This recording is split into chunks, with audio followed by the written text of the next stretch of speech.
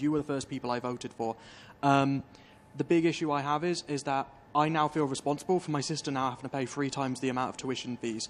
I've apologised musically, no less, for people wanting to go to university.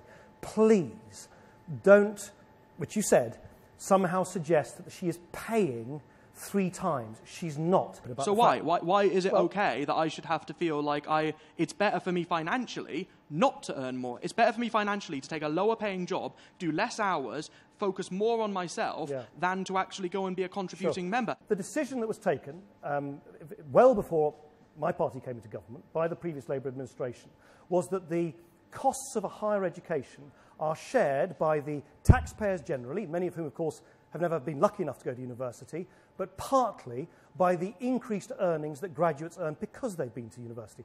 Why do important life-saving services always suffer but there's money for Trident? As it happens, I wish there was a great pot of gold in doing that. I've been told by the experts that decommissioning a nuclear weapons system costs a huge amount of money anyway. So I don't think it's as...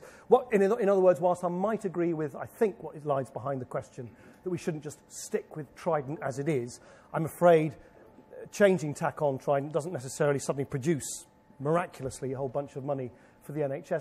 Now, do you ever feel the overwhelming pressure because of party politics and trying to, stay with what your party wants, but you've got your coalition as well? Do you ever feel like you're compromising yourself? Sure. I would love to be Prime Minister. Of course I would. I'd love to not have these questions from... It was Luke, wasn't it? Of course I would. Who wouldn't? I'm a human being. Of course I'd like to say, yeah, I can do exactly what I want. I can do my whole manifesto in full. It's a democracy. I didn't win the election.